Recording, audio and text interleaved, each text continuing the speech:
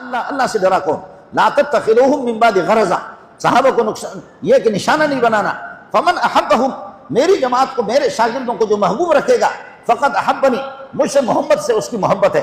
ومن ابغضہم، جو صحابہ سے بغض رکھتا ہے، فقط ابغضنی، مجھ سے دشمنی ہے.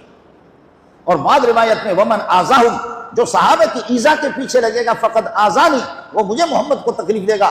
اور ومن آذانی، جو مجھے تکلیف دے گا، فقط آذ اللہ، میں خدا کا دوست ہوں.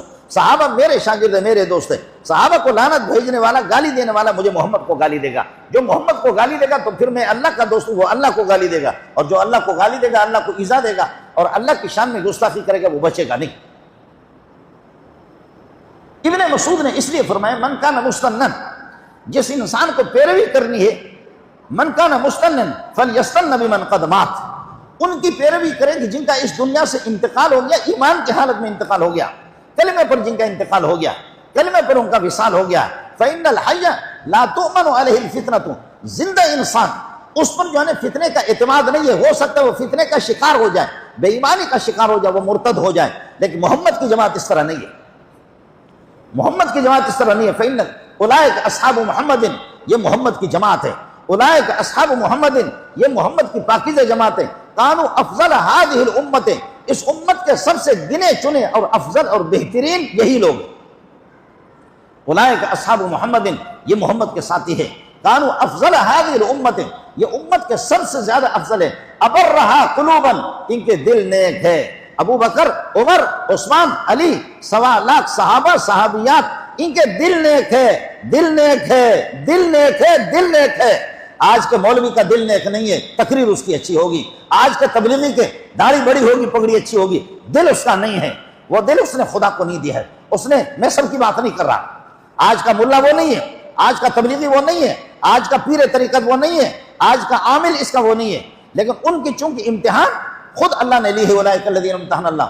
اس لیے ابن مسعود فرماتے ہیں کہ کان ابرھا قلوبا، ان کا دل نیک ہے، ان کا دل نیک ہے. صحابہ کا دل نیک ہے. دل دل دل دل ہمارے ہاں ہوتا ہے در دست تسبیح در دل گاؤ خر، در دست تسبیح در دل گاؤ خر.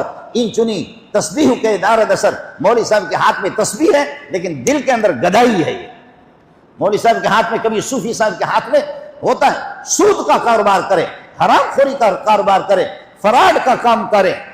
ایک آدمی نے زمانے جاہلیت میں لوگوں کے مال چھینا، لوگوں کو مارا، لوگوں کو قتل کیا، لوگوں کو مارا، لوگوں کے مال چھینے، لوگوں کو قتل کیا. لیکن آخر محمد رسول اللہ کے پاس توبہ کیا، لا الہ الا اللہ محمد رسول اللہ، میں مسلمان ہو گیا.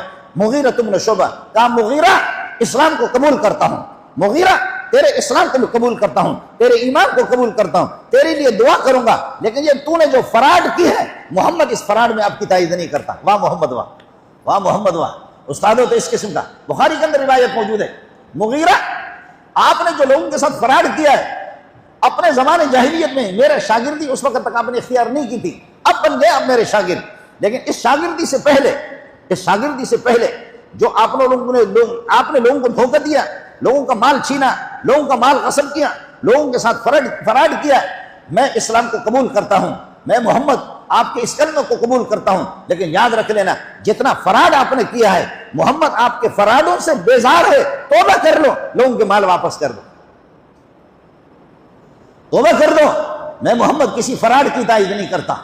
میں محمد کسی فراڈ کی، میرا شاگرد ہو اور لوگوں کے مال چھین لے، میرا شاگرد ہو لوگوں کو ناجائز قتل کرے، میرا شاگرد ہو لوگوں کے ساتھ اللہ کا بھلا کریے کہ کیا ہے جھوٹ سے کام چلائے، تو آپ کے شاگردوں کو قبول اس وقت کرتا ہوں ان چیزوں سے توبہ کر لو.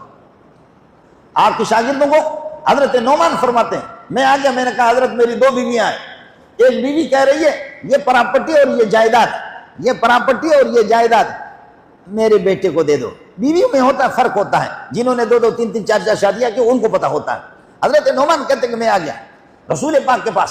میں نے کہا کہ حضرت میری ایک بیوی، سوہنی بیوی مجھے مجبور کر رہی ہے کہ یہ پراپرٹی اپنے بیٹے کو دے دو، بیٹے کے نام پہ کر دو. تو حضرت میں چاہ رہا ہوں یہ پراپرٹی فلانے بیٹے کے نام پہ کر دوں. لیکن بیوی نے کہا کہ اس کے لیے گواہ بناؤ محمد کو. بیوی نے کہا کہ اس کے لیے گواہ بناؤ محمد کو.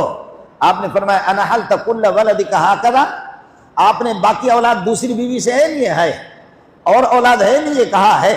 کہا سب کو اتنا دیا یا صرف اس بیوی کے کہنے پر اس کو دیتے ہو؟ بیوی کا پریشر ہے، بیوی کا دباؤ ہے کہ اس کو زیادہ دے دو۔ فرمایا میں محمد کسی ظلم و زیادتی پر کبھی گواہ نہیں بنوں گا، جاؤ۔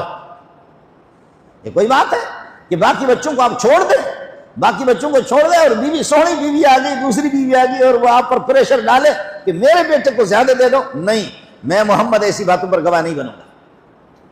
یہ محمد کی تربیت تھی صلی اللہ علیہ وسلم، یہ میرے نبی کی تربیت تھی صلی اللہ علیہ وسلم۔ بلکہ فرمایا بچوں میں کوئی کالا ہے، کوئی گورا ہے، کوئی بڑا ہے، کوئی چھوٹا ہے، اور کوئی اللہ کا فرمان بردار ہے، کوئی نافرمان ہے، کوئی فرمان بردار ہے، کوئی نافرمان ہے، کوئی کالا ہے، کوئی گورا ہے۔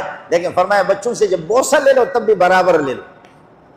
ایک بچے کو بلاؤ، دوسرے کو بلاؤ راجا، اس سے پپی لے لو، تیسرے کو سب سے ایک ایک پپی لے لو۔ ایک کو سینے سے لگاتے ہو، بار بار اس کی پپیاں لے رہے اور دوسرے دیکھ رہے، تو پھر وہی ہوگا جو حضرت یعقوب علیہ السلام نے جو یوسف سے زیادہ پپیاں لیتے رہے، آخر کر پھر یہ کہ 10 بھائی، 11واں تو ان کا اپنا سگا بھائی تھا بنیامین، لیکن 10 بھائیوں نے اتفاق کر دیا کہ جس سے پپیاں زیادہ لے رہے ان کو ہم ٹھکانہ لگا دیں گے۔ ٹھکانہ لگا دیا انہوں نے، کنویں کے اندر پھینک دیا۔